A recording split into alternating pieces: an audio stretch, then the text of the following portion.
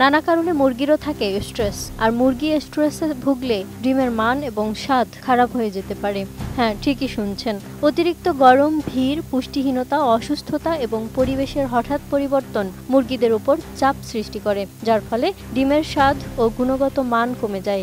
এই বিষয়ে বিশেষজ্ঞরা দিচ্ছেন ঠিক এমনই তথ্য।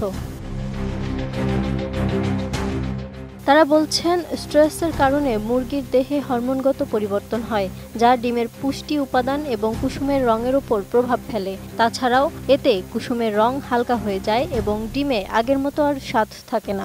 তাছাড়াও অতিরিক্ত তাপমাত্রাজনিত স্ট্রেস মুরগির ক্যালসিয়াম বিপাককে ব্যাহত করে, যার ফলে ডিমের খোসা পাতলা ও ভঙ্গুর হয়ে যায়।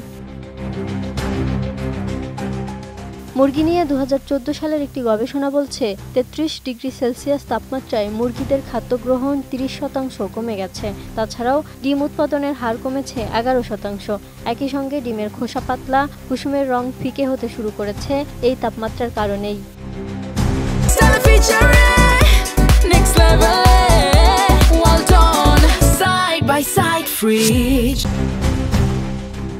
তাছাড়াও বিশেষজ্ঞদের মতে আগের তুলনায় আবহাওয়ায়ও অনেকটা পরিবর্তন এসেছে।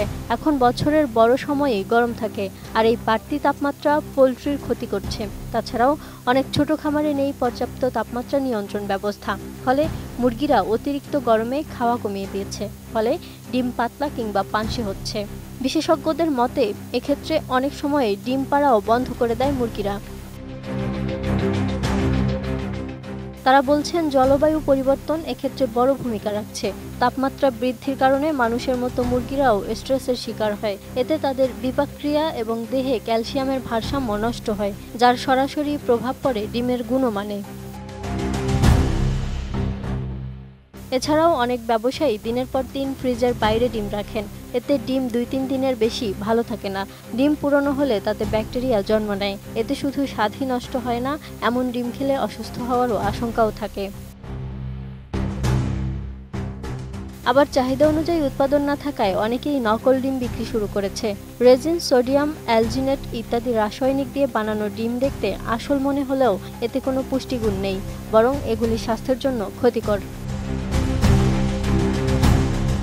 Desk report, 18 news.